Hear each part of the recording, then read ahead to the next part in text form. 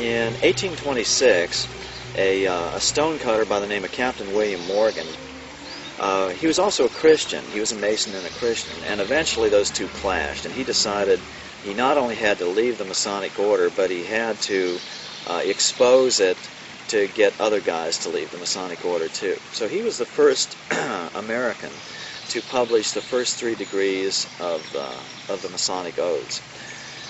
So what happened after the book came out, he and his publisher were kidnapped by a group of Masons by night, and the townspeople were immediately alerted, and they gave chase. The publisher was let loose. He got away.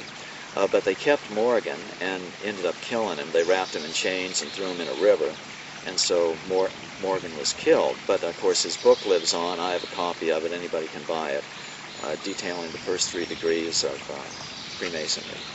But the results of that were very dramatic. This was in New York, close to Niagara Falls, and it caused even an entire political party nationwide to spring up, the anti-Masonic Party, which did battle and was directly opposed to Jefferson's Republican Party, and even ran a candidate for president. They got many people in several states elected to Congress, and generally were a major force on the scene for decades to come, decades into the future.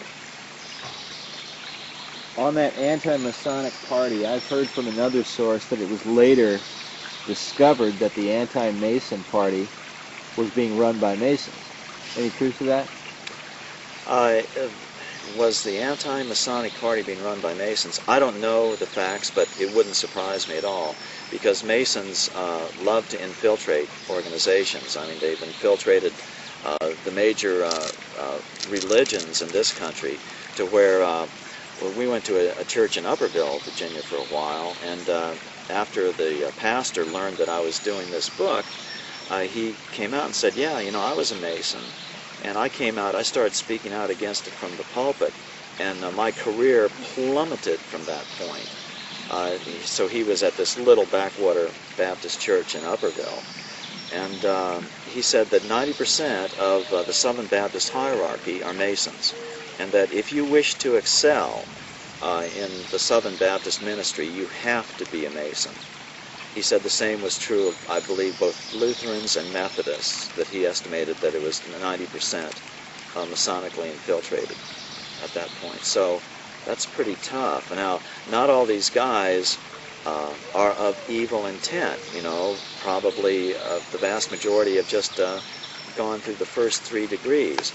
But even then, Masons, you know, can subtly influence them, and that's why there's a huge battle every year in the Southern Baptist annual conference over whether to come out strongly opposing Freemasonry. It's a huge battle every year.